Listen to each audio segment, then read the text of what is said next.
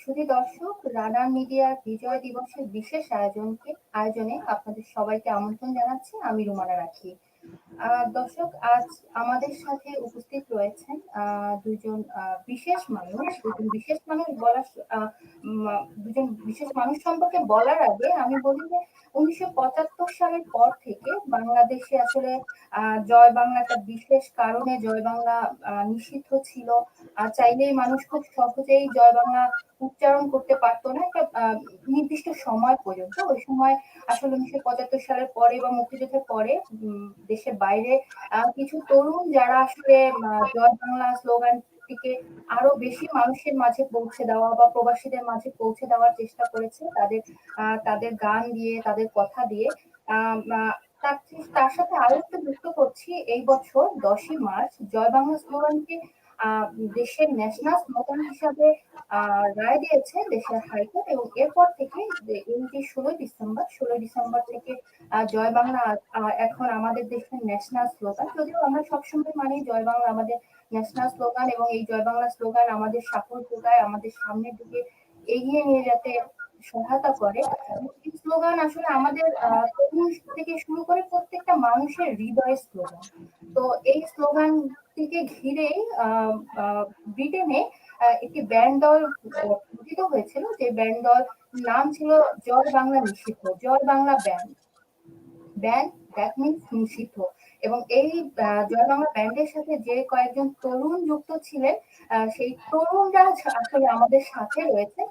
তাদের এই ব্যান্ড দলের দুজনকে আজ আমরা এই বিশেষ দিনে পেয়েছি। তাদের মধ্যে একজন রয়েছেন আনসার আহমেদুল্লাহ, আর একজন রয়েছেন এফ মার্টিন। তো দুজনকে অনেক অনেক ধন্যবাদ আমাদের সাথে যুক্ত হওয়ার জন্য। বিজয় দিবসে আপনাদের দুজনকে অনেক অনেক শুভেচ্ছা। তো অনুষ্ঠানের শুরুতেই আসলে আমাদের দর্শকদের জন্য বিজয় দিবস নিয়ে আসলে আপনাদের প্রত্যাশা বা বিজয় দিবস সম্পর্কে দর্শকদের যদি কোনো শুভেচ্ছা দেওয়ার থাকে। ওকে, শুভেচ্ছা, হ্যালো সবাইকে আজকের এই 49th বিজয় দিবসে। আর আমরা তো আগামী বছর যাচ্ছি আমাদের golden jubilee celebration. So Hi. Hello. Yeah, if you want to greet the audience, basically. Yeah, Shubhecha. Hi. Hello, everybody. ধন্যবাদ।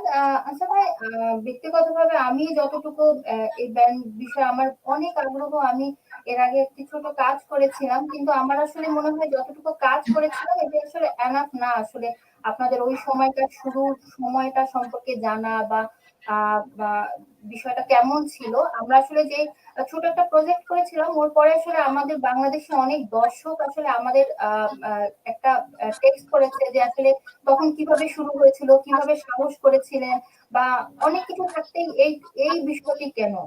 তো আপনি যদি শুরুর সময়কার গল্পটা যদি আমাদের একটু জানান। ওকে, প্রথমে বলি যে আমরা এই যে এই বছরের মার্চ মাসের কোর্টের রায় আমরা স্বাগত জানাচ্ছি, কারণ আমরা এমনই একটি সময় ব্যান্ডটা করেছিলাম তখন কিন্তু রাজনৈতিকভাবে মুক্তিযুদ্ধের চেতনার কথা বলা যেত না। জয় বাংলা তো দূরের কথা, জাতীয়তাবাদ, বঙ্গবন্ধু কিছুই পাবলিকলি আলাপ করা যেত না। সেই সময়টাতে কিন্তু আমাদের আবির্ভাব। আমি বেশি কথা না পারি, আমি অনুরোধ করছি ফাতেমাকে বলার জন্য। So if you want to just say the context of the formation of the band, you know, why and how did we form the band in the late 80s? I think the late 80s was a very different time to, say, people of a similar, what the age we were then, to what sort of young people today feel as sort of identity. For me, I felt that the band, the dance band, and then Joy Bangla Band was very much about finding an identity that was about being Bengali while living in the UK, and it very much was shaped by that. And I think it sort of it signifies what the time was then, which you know, communication and a form of sort of expressing yourself was probably very much in the arts. We didn't have social media like we have today, where you can perhaps find different ways to express identity and find things that you can latch onto. So in our sort of time in the late 80s, it was very much about how the performing arts could be a way that we express, not just express sort of a sort of Bengali identity, also express to sort of the wider world about being sort of from Bangladesh or having Bengali heritage. So that's, I don't know if you agree with me, Ansar. I think it was a very good time. I guess the question is, why did we call ourselves Joy Bangla? Why not other Bengali names? I think, well, I think it's an obvious choice because part of that Bengali identity was about sort of, you know, the independence, you know, Bangladesh being formed. And if you think the late 80s, you know, we're talking about 15, 16 years after independence.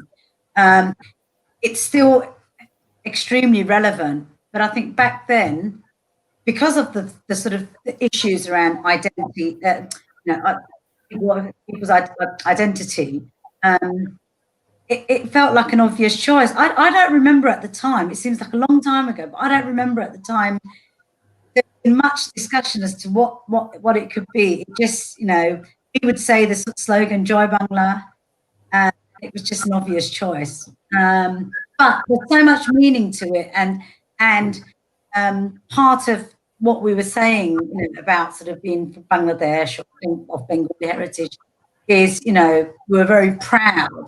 So there was no other slogan or no other words that I guess could sort of easily better sum it up. And so why not as the band's name be Joy Bangla?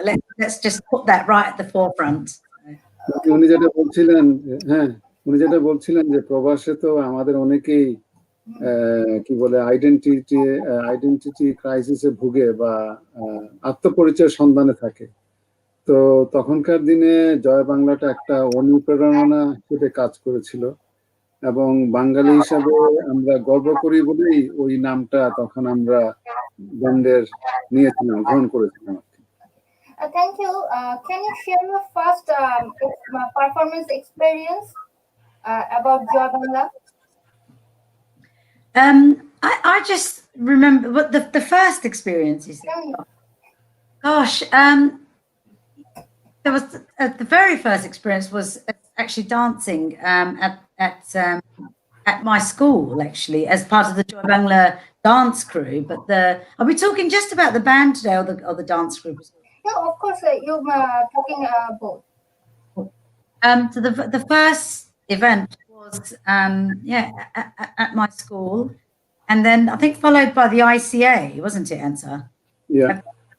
And then the band's first performance, was it at, I've completely forgotten now, was it at Half Moon? But we did lots of festivals, we did আপনি যদি এই ব্যান্ডের প্রথম যে পারফরম্যান্সটা ছিল বা আপনারা যখন পাবলিকলি প্রথম পারফর্ম করেন এই এক্সপেরিয়েন্সটা যদি একটু আমাদের সাথে শেয়ার করেন। So maybe talk about Half Moon, I guess. So the experience was absolutely electric. It was we performed at the Half Moon Theatre. It was a full house. It was packed. I remember there was lots of energy in the audience, but in the band as well. We were all sort of really excited. You know, it's the Half Moon is it's a great local theatre. It's not on the big stage. You know, it's local, but that was part of what was exciting. We weren't out there to get fame on the broad scale. It was about sort of really touching local communities and working and sharing with our peers in the local community. So as a sort of performance experience, that was always the best when we performed locally. For me, I mean, and so do you think that's true? ইয়া ওই মানে উনি যেটা বলছিলেন যে আমাদের ব্যান্ডটা কিন্তু একটি যুব সংগঠনের একটি প্রজেক্ট হিসেবে আত্মপ্রকাশ করে, এবং ব্যান্ডের আগে একটা ডান্স ক্রু ছিল, এবং ফাতেমার প্রথম অভিজ্ঞতা তার এখানে স্থানীয় একটা স্কুলে, মালবেরি স্কুলে একটা পারফরমেন্স ছিল। এবং উনি যেটা বলছেন যে আমরা মানে ফেম বা বিখ্যাত হওয়ার জন্য এই ব্যান্ডটি করিনি, এটা করেছিলাম কমিউনিটির কাছে বাংলা গান পৌঁছে দেওয়ার লক্ষ্যে। and Half Moon Theatre the performance was aimed at the community. Okay. আচ্ছা ভাই, এরপরে আমি একটু আপনার কাছে জানতে চাচ্ছি, আপনি তো এখানে বাঙালি কমিটির সাথে অনেক ইনভলভ বা এখনো কাজ করছেন, তো যখন আপনি কাজটা শুরু করেন, আপনারা যখন এই ব্যান্ডটা শুরু করেন, তখন আসলে কোন চিন্তা ছিল বা এই যে জয় বাংলা নাম, এই নামের আসলে উৎপত্তিটা যদি আমাদের একটু দর্শকদের জানান। যেটা আমি বা ফাতেমা আগে বলেছি যে জয় বাংলা আমাদের জন্য একটা অনুপ্রেরণা হিসেবে কাজ করেছে, কারণ আমাদের ইচ্ছে ছিল এই দেশে বাঙালি তরুণ তরুণীদের কাছে বাংলার ঐতিহ্য ইতিহাস তুলে ধরা। এবং আমরা আমাদের একটা যুব সংগঠন ছিল league of Joy Bangla youth, ওইটার মাধ্যমে আমরা প্রচুর কাজ করতাম, সেমিনার করতাম, অনুষ্ঠান করতাম, বাচ্চাদের সাথে কাজ করতাম। তো তারই একটি মানে কি বলতে ন্যাচারাল প্রোগ্রেশন, ওখান থেকে আমরা প্রথমে ডান্স শুরুটা করি, একটা সাউন্ড সিস্টেম ছিল, এবং সব শেষে এসে আমরা ওই ব্যান্ডটা করি আর কি। তো মূলত যেটা বললাম যে এখানে বিলেতে বাংলাদেশের ঐতিহ্য ইতিহাস সৃষ্টি তোলার লক্ষ্যে আমরা এই ব্যান্ডটি করি আর জয় বাংলা যেটা বললাম অনুপ্রেরণার জন্য। কিন্তু এই যে নামটা জয় বাংলা ব্যান্ড, এই যে নাম, এই নামটাই তো আসলে এটার একটা ইতিহাস। তো এই ইতিহাসটা আসলে হয় না যে ওই সময় আপনারা যে ওই তরুণ বয়সে আসলে এই চিন্তাটা যে আসলে ব্যান্ড নামটা আসলে নিষিদ্ধ নামের ব্যান্ডটাকে আমরা নিয়ে আসবো, এই উদ্যোগটা আসলে তখন কিভাবে চিন্তাটা মাথায় আসলো আপনাদের, যে আসলে কোন চিন্তাটা মাথায় আসলো? Answer, didn't we? And Yeah, so wasn't the spelling of band was obviously BANNED. That's what she's asking, yes. Yes. Why do we have sorry, that go name? on.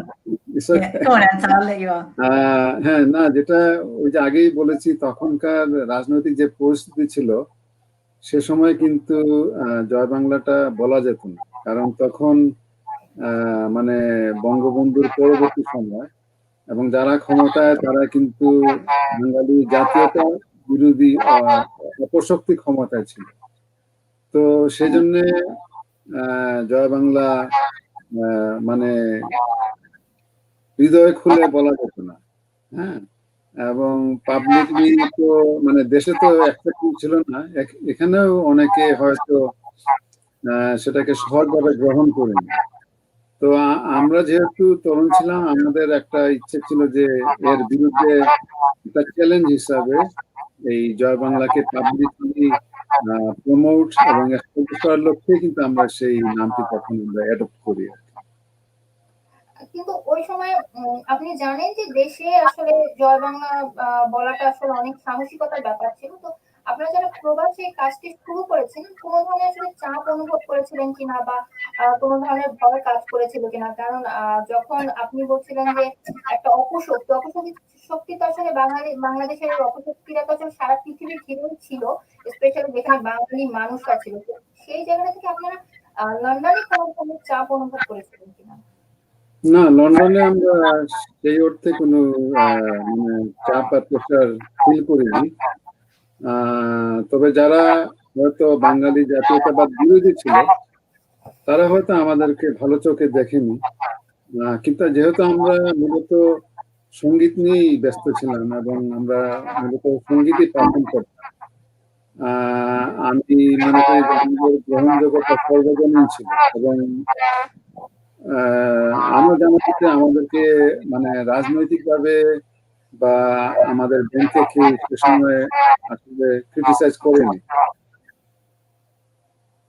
আচ্ছা, ওই সময় আসলে কমিউনিটির মধ্যে কেমন সাড়া ফেলেছিল বিষয়টি? এটা আসলে আপনাকে এবং মার্টিনকে দুজনকে একই প্রশ্ন, যে আসলে ওই সময় কমিউনিটির ইয়াংদের মধ্যে আপনাদের ব্যান্ড বা আপনাদের গান কেমন সাড়া ফেলেছিল? So reaction to our band or our music from the community? I think it was overall it's a very positive reaction. The feedback we would get from people when we would perform in the community, which was most of our performances, we'd always get a big crowd who would cheer us on. So there was a real positive. I felt it was really positive. I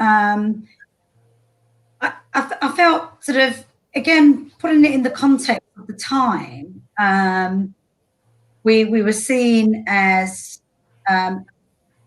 positively, saying we are proud to be Bangladesh, we're proud Bengalis, and that was the message that was going out, and that made, I guess, the audience, who were a mixed audience, but sort of within the sort of Bengali community, people felt very proud that that's the message we were portraying, and within the sort of within the wider community, I think we were seen as being fun and a nice, diverse group of male, female, different sort of ages.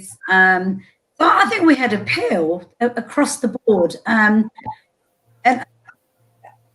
I just always felt that the response from media, all media, Bengali media, but, the UK media was really, there was no sort of adverse or critical sort of comments. It was very positive. If we did the same thing today, would it be seen as unique, different? Probably not. At that time,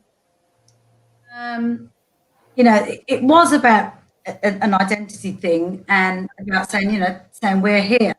And I think that message was received really well. I mean, Dan, thoughts? আমরা যখন আত্মপ্রকাশ করি তখন কিন্তু আমরাই প্রথম বাঙালি band বিলেতে, এবং আমরা কিন্তু শুধু যে বাঙালি কমিটি তা না, আমরা মূলধারাতেও আমরা স্বীকৃতি পাই। আমরা বিভিন্ন মূলধারার মিডিয়া আউটলেট যেমন বিবিসি, চ্যানেল 4, আমরা আইটিভিতে পারফর্ম করেছি।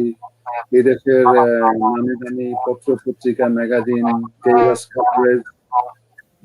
In fact, you are on the I've got this. We were on the cover of. এটা একটা মূলধারা ম্যাগাজিন ছিল, আমরা এটার ফ্রন্ট কভারে ছিলাম। তো আমাদের মানে তখনকার দিনে ওই যারা ছোট ছিল তারা খুব প্রাউড ফিল করতো। আমি এখনো আই মিট পিপল যারা বলে যে I remember Joy Bangla from the 80s, এবং felt a sense of pride, কারণ আমরা তখন we were also একটা সময় ছিল খুব আমরা বৈষম্যের শিকার ছিলাম। So we were at a time when we were fighting racism. Of course. এবং এই জন্য ওই যে to instill a pride of being Bengali, মানে বাঙালি হিসাবে একটা গর্ব করে বর্ণবাদ বিরোধী সাথে জড়িত হওয়া, সব মিলিয়ে কিন্তু এর একটা পজিটিভ ইতিবাচক একটা প্রভাব আমরা মনে করি পড়েছিল আমাদের তরুণীদের উপর। বাঙালি তো অবশ্যই প্লাস সাদারাও, তারাও কিন্তু found as quite how to put it, colorful, exciting, something new. সাদারা কোনোদিন বাংলা গান শুনেনি, এই প্রথম কিন্তু তারা মানে বাংলা গানের সাথে পরিচয় হয় বা বাংলা নৃত্যের সাথে পরিচয় হয়। আমাদের যে আমরা এই যে সমাজে দেখালাম, আমরা কিন্তু বাংলাদেশের পতাকার কালারে আমরা ওই যে কাপড় চোপড় পরতাম, হেডব্যান্ড পরতাম, এগুলি সব মানে বাংলাদেশকে প্রমোট করার লক্ষ্যে। তখন তো আসলে বাংলাদেশটি একদম নতুন একটি দেশ, নতুন একটি নাম। তো প্রথমেই হচ্ছে ওই সময়টাই ছিল আমাদের দেশের পরিচিতি করা, দেশ একটা নতুন দেশ তৈরি হয়েছে, জন্ম হয়েছে দেশের পরিচিতি করা। তো ওই সময় আপনারা এতক্ষণ যেটা বলছিলেন ব্রিটিশ মূলধারায় আপনারা গান করেছেন, ইনফ্যাক্ট কমিটির মধ্যে আপনারা যেই এক ধরনের মানুষের মাঝে এক ধরনের সচেতনতা তৈরি করা বলেন বা বাংলাকে পৌঁছে দেওয়ার যে চেষ্টাটা বলেন, কিন্তু আলাদাভাবে কমিউনিটি আসলে স্পেশালি মূলধারা আসলে আপনাদের কিভাবে রিসিভ করতো এই গানগুলোকে, বা তারা আসলে বাংলার কথাটা এখন যেরকম হয় যে আমরা আসলে বাইরে গেলে ব্রিটেনে আমি দেখেছি অনেক জায়গায় বাংলা লেখা আছে, স্পেশালি অনেক ট্যুরিজম সেক্টরে বাংলা আলাদা করে লেখা থাকে। তখন আসলে এই আপনার বন্ধু যারা ছিলেন, বাংলা ভাষাভাষী যারা ছিলেন না, তো বাংলা গান শেখাতে আসলে কি ধরনের কষ্ট হয়েছে আপনাদের, বা তারা আসলে কি কোন বিধান থেকে আসলে গানগুলো শিখেছিল? আমরা অবশ্যই বাংলায় গান করতাম, কিন্তু মাঝে মধ্যে আমাদের গানে আবার ইংরেজিতে র্যাপও থাকতো। আর আমাদের কিন্তু মানে গানের ধরনটা ছিল আধুনিক এবং মানে খুব খারাপ। তো মিউজিক তো সবার জন্য শোনা। তো আমার মনে হয় এই ক্ষেত্রে খুব একটা অসুবিধা হয়নি। তারপরে ফাতেমা একটু বলতে পারে হয়তো। So the reaction of white audience to our music, because we were singing in Bengali, how did they how did they react? Did they understand what we were singing about? I think in the early days there'd be lots of write-ups about us in local press, so explaining sort of the formation of the band, etc. So that probably made people curious. But I think music is one of those things where if you like a rhythm and a beat, you sometimes don't really care what the words are. You're listening, you're dancing, and there's an energy. But I think I keep going back to the context of this was all happening in the sort of mid to late 80s. There was a reaction again, which was probably about the fact that we're this young, energetic band from East London, and Bengali with it, or Bengali background with it. So I think people embraced this. I mean, I think people did really like the sort of mixing of Bengali lyrics with non-Bengali lyrics. And people who understand, and music touches everybody, I think. And that's, we were no different, but we definitely had an appeal, which I think is to do with, because we were promoting this whole Bangla concept. Whether everyone understood what we were singing about, I think because of the write-ups in the press, there was a political sort of message, perhaps, and that's what also people latched onto.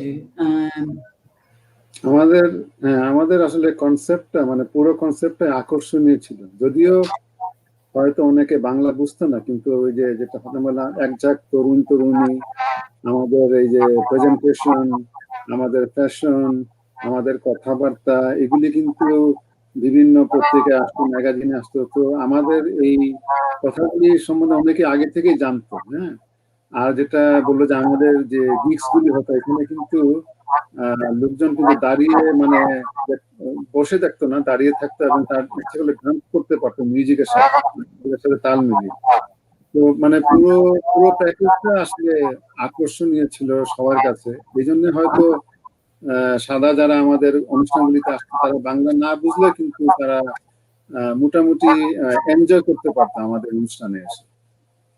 খুব সত্য কথা, মিউজিকের সংস্কৃতি আসলে কোনো ভাষা হয় না। সংস্কৃতি তো আসলে এরকম হয়, মিউজিক আমরা সব ভাষার মিউজিক শুনি, নিজেরা নিয়ে নিই। আপনার 30 বছর আগে যে কালচার অ্যাক্টিভিটিস শুরু করেছিলেন, এবং তখন কমিউনিটির মধ্যে এক ধরনের ভাইব্রেন্স তৈরি হয়ে গিয়েছিল। তো আপনার কি মনে হয় যে 30 বছর পরে আজকে 2020-তে এসে ওই কালচারাল অ্যাক্টিভিটিস গুলো আসলে এখনো এই বাঙালি কমিউনিটির মধ্যে আছে, বা আপনারা সেই ধারাবাহিকতা গুলোকে ধরে রাখতে পেরেছেন? আমার যতদূর মনে হয় আমাদের পরে আর কোনো ওই অর্থে কোনো ব্যান্ড আসেনি। তবে বিভিন্ন মিউজিক্যাল আউটফিট এসছে, যেমন Joy, state of Bengal, Usmani sounds, বর্তমানে আছে নিশ, জুনেদ মিয়া, মঞ্জি, এরকম প্রচুর ছেলে মেয়ে এখন কিন্তু সঙ্গীতে আসছে। আগে কিন্তু কেউ ছিল না, আমরাই প্রথম শুরু করি, এবং আমাদের দেখা দেখি বা আমাদের মানে অনুপ্রেরণা পেয়ে হয়তো অনেকে এখন সঙ্গীতে আসছে। So did we inspire anybody to come to the music industry? I was saying that we were the first to. Yeah, I think definitely. I have to apologise. I have to go in a few minutes. I've got a Yeah, 1 o'clock. I'm so sorry, but yeah, I think something you said earlier on, Ansel, like when even today people say, you know, oh, you were brilliant, you inspired us, and but we were seen sort of almost as like the first, and we definitely sort of worked with others like State of Bengal and collaborated and, you know, hung out and they were our friends, and Osmani Sounds, all our friends, so we all knew each other, and all of us collectively, I think, influence did definitely have positive influences on sort of current or artists since.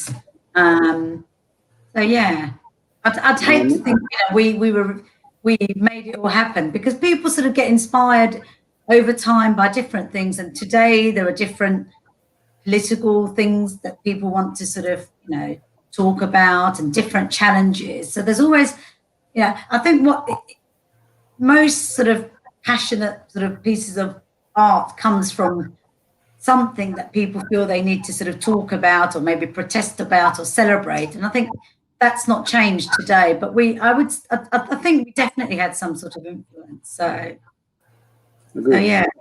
I think we lost out. I'm really sorry, I have to go. ছেড়ে দিতে হবে, সে কাজে চলে যাচ্ছে, তো তাকে বিদায়। No problem. Thank you, Romana. Thank you. But sorry, I have to go. Oh, it's okay. Bye bye. Bye bye. আচ্ছা ভাই, আপনারা যে ব্যাংকটি নিয়ে আমরা যে ব্যাংকের কথা বলছি, এখন আপনাদের আসলে এই ব্যাংককে সামনে এগিয়ে নেওয়ার বা আপনাদের পারফরমেন্স গুলো ছিল ব্রিটেন কেন্দ্রিক, তো সেক্ষেত্রে যদি এখন সুযোগ হয় বাংলাদেশে এই ব্যাংককে নিয়ে এগিয়ে যাওয়ার বা কাজ করার, আপনারা করবেন কিনা? দেখুন, আমরা তো গত 20 বছর ধরে কোনো পারফরমেন্স করিনি, আর এখন ব্যান্ডের অনেকেই কিন্তু যার যার প্রফেশন, পরিবার, জীবন নিয়ে ব্যস্ত। তবে ব্যান্ডের সবাই কিন্তু এখনো আছে, এবং আশেপাশেই সবাই আছে, এবং যে যার মতন ব্যস্ততা নিয়ে থাকে। এই প্রশ্নের সম্মুখীন আমরা প্রায়ই হই, এবং আমাদের যে আসলে যে মূল যে মানে অর্গানাইজার সামিউল ইসলাম জুন, তিনি প্রায়ই বলেন যে আমাদের হয়তো একটা রিইউনিয়ন করা উচিত বা একটা রিঅর্গানাইজ করা উচিত। জানি না, মানে দেশ থেকে এরকম অফার আসলে আমরা অবশ্যই চিন্তা করে দেখতেই পারি। আর এখন তো করোনার মধ্যে তো এগুলি তো মানে চিন্তা ভাবনা করা যায় না। তবে একবার করোনা মানে এর থেকে আমরা বের হয়ে আসলে হয়তো আমরা এ ব্যাপারে চিন্তা ভাবনা করতে পারি, যেহেতু অনেকেই চাচ্ছে। হ্যাঁ, আপনি বলছিলেন যে 20 বছর ধরে আপনাদের অন্য সদস্যরা আসলে, যেহেতু প্রবাসের জীবন, মানুষ আসলে অনেক ধরনের কাজের মধ্যে ব্যস্ততা বেড়ে যায়, তারপরও আপনাদের এই ব্যান্ড আসলে তরুণদের মাঝে নতুন করে আরেকটা অন্যরকম এক ধরনের অনুপ্রেরণা তৈরি করতে পারে, অনেকেই হয়তো জানে না, যে কারণে আপনাদের যদি অ্যাক্টিভিটিস, কোনো ধরনের অ্যাক্টিভিটিস তৈরি হয়, তরুণরা হয়তো জানবে।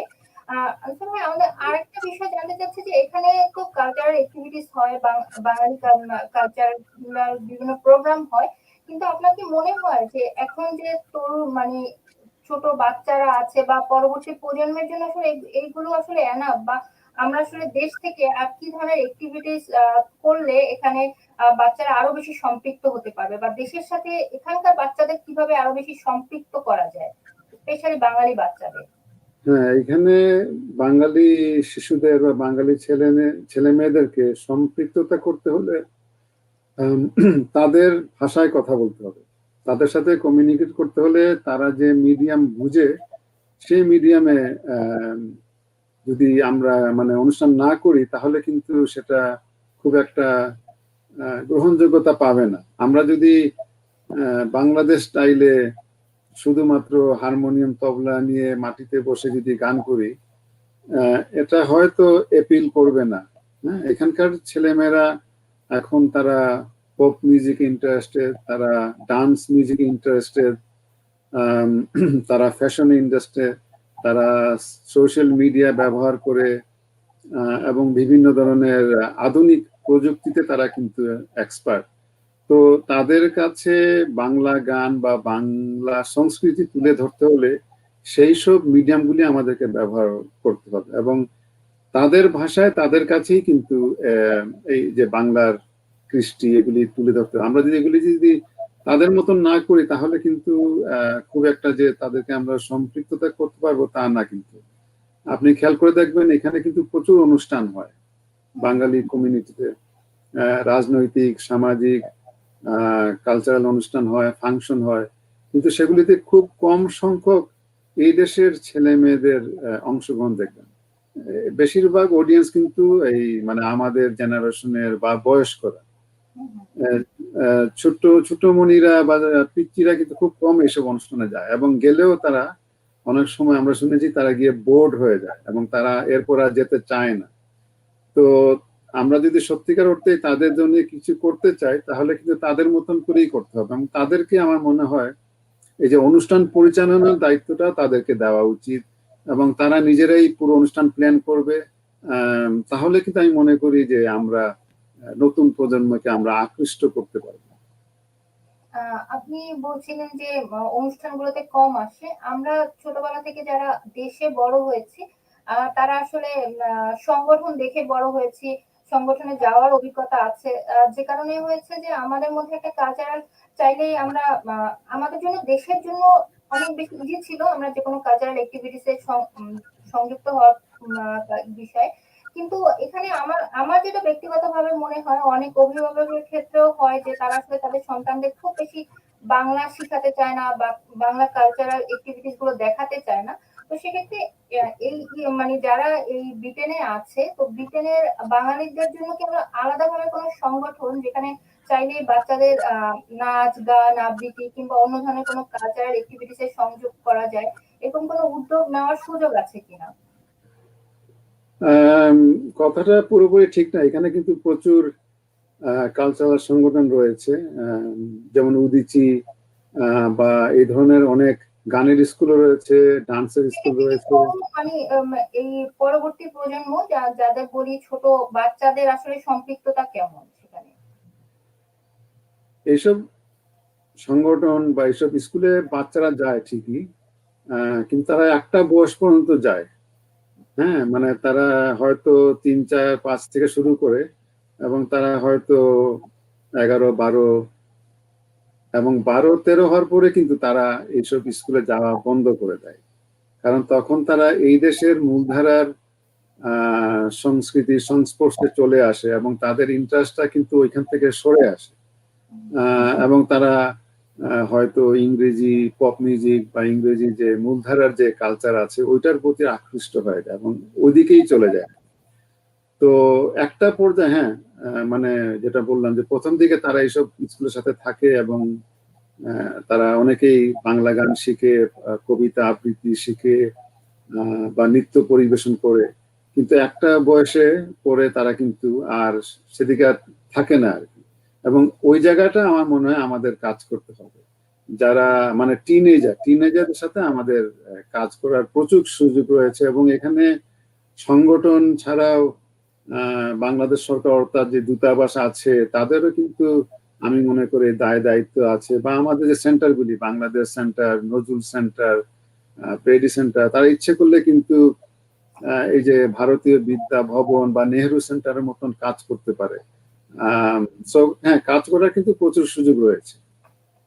আচ্ছা, আপনি তো ঘাতক দালাল নির্মূল কমিটির সাথে যুক্ত। তো স্বাধীনতার এই 49 বছরে আপনি প্রতিনিয়ত দেশের ইনফ্যাক্ট আপনি একটা মিডিয়া কর্মী।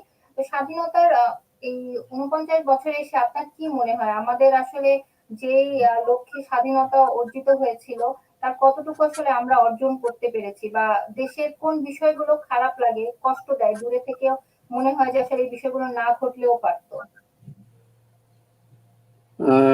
আমি তো মনে করি যে এত বছর পরে এসে আমরা কিন্তু একটা মানে একটা ম্যাচিওর স্টেজে এসেছি। বাংলাদেশ তো এখন আমরা জানি যে অর্থনৈতিকভাবে ভালো করছে। আমাদের জিডিপি গ্রোথ অনেক দেশ থেকে ভালো, আমাদের পার্শ্ববর্তী দেশ থেকে ভালো। বর্তমান সরকারের মানে ক্ষমতায় আছে মুক্তিযুদ্ধের পক্ষের সরকার, এবং আমাদের অনেক ক্ষেত্রেই কিন্তু শুধু বাংলাদেশে না, আন্তর্জাতিক ভাবেও কিন্তু আমরা ভালো করছি, যেটা 70-80 দশকে আমরা কিন্তু মানে অনেকে কিন্তু আসলে প্রাউড ফিল করতো না বাংলাদেশকে নিয়ে। এখন তো আমরা, আমাদের ক্রিকেট টিম বিশ্বে খেলা করতে আসে, এই বিলেতেও আসে। আমি যখনকার ওই যে আমাদের ব্যান্ড যখন হয় তখন শুধু ইন্ডিয়া আর পাকিস্তানরাই আসতো বিলেতে ক্রিকেট খেলতে। আমাদের তখনকার দিনে আমাদের প্রাউড হওয়ার কিছুই ছিল না। এখন তো বাংলাদেশের কথা বিশ্বের বিভিন্ন প্ল্যাটফর্মে প্রায়ই আসে। তো আমি মনে করি আমরা এখন বাংলাদেশকে নিয়ে অবশ্যই প্রাউড ফিল করতে পারি। এটা সত্য যে 71-এ আমাদের স্বাধীনতার যুদ্ধটা ছিল মূলত ভৌগোলিক। হয়তো আমাদের মানে কি বলবো, অর্থনৈতিক মুক্তি আসতে আরো কিছু সময় লাগতে পারে। তারপরে আমরা কিন্তু 71 থেকে অনেক দূরে এগিয়ে এসেছি। 71-এ হয়তো আমাদের 70% মানুষ পভার্টি লেভেলের নিচে ছিল, এখন হয়তো কমে 25% এসছে। সো বাংলাদেশ হ্যাজ প্রোগ্রেসড, আমি মনে করি। মানে উন্নয়নের, এখন তো উন্নয়নের ধারাই আছে, হ্যাঁ। এবং আগামী কয়েক বছরে আমরা বাংলাদেশে আরো বেশ কয়েকটি মেগা প্রজেক্ট গুলি দেখতে যাব। এই যে পদ্মা সেতু তো প্রায় কমপ্লিট হয়ে গেছে, কর্ণফুলী নিচ দিয়ে টানেল হবে, ঢাকাতে টিউব হবে, মেট্রো হবে। তো সব মিলিয়ে কিন্তু আসলে আগামীতে এক্সাইটিং সময় বাংলাদেশের জন্য। আমি অবশ্যই প্রাউড বাংলাদেশকে নিয়ে, এবং আমি মনে করি বাংলাদেশ মানে যে অর্থে আমরা বাংলাদেশের জন্য স্বাধীনতা যুদ্ধ করেছিলাম, সেই অর্থে কিন্তু বাংলাদেশ এখন এগিয়ে যাচ্ছে। ধন্যবাদ আচ্ছা ভাই আমাদের সাথে যুক্ত হওয়ার জন্য। দর্শক, আজ আমরা শুনলাম ব্রিটেনের জয় বাংলা ব্যান্ডের ব্যান্ড তৈরি হওয়ার ইতিহাস, জয় বাংলা ব্যান্ডের কাজ, কিংবা ব্রিটেনে থেকেও প্রবাসে থেকেও বাঙালিরা কিভাবে দেশের সাথে সম্পৃক্ত হয়ে তাদের কালচারাল অ্যাক্টিভিটিস গুলো আরো সামনের দিকে নিয়ে যাচ্ছে, এই বিষয়গুলো সম্পর্কে আজকে আমরা জানলাম। আমরা খুবই আনন্দিত এই ব্যান্ডের দুজন সদস্যকে আমাদের সাথে পেয়ে। আমরা আশা করছি এই ব্যান্ডের শিল্পীরা আসলে দেশে যাবে, দেশে গিয়ে আমাদের দেশের মানুষদের, তরুণদের কাছে তাদের তাদের শুরুর গল্পটা শোনাবে। আনসার ভাই, আবারও ধন্যবাদ আপনাকে আমাদের সাথে যুক্ত হওয়ার জন্য। যদি দর্শকদের উদ্দেশ্যে কিছু বলেন। হ্যাঁ, আপনাকেও ধন্যবাদ। আপনাদের দর্শকদেরকে আবার বিজয় দিবসের শুভেচ্ছা। জয় বাংলা। আর হয়তো আগামী কোনো একদিনে আপনাদের সামনে এসে আমরা পারফর্ম করব। আশা করছি আমরা আসলে এই আমি ব্যক্তিগতভাবে এই ব্যান্ডের গানগুলো শুনেছি। আপনারা চাইলে ইউটিউবে জয় বাংলা ব্যান্ডের গান আছে, আপনারা চাইলে দর্শক জয় বাংলা ব্যান্ডের গানগুলো ইউটিউবে শুনতে পারেন। জয় বাংলা ব্যান্ড লিখে সার্চ দিলেই আপনারা আসলে ব্রিটেনের এই ব্যান্ডের গানগুলো আপনারা শুনতে পারেন। তো আশা করছি আমরা সামনে কোনো বড় প্রোগ্রামের মাধ্যমে এই সদস্যদের আমরা আসলে সরাসরি আবার দেখতে পাবো। ধন্যবাদ দর্শক যারা আমাদের সাথে এতক্ষণ যুক্ত ছিলেন। ভালো থাকবেন। শুভরাত্রি।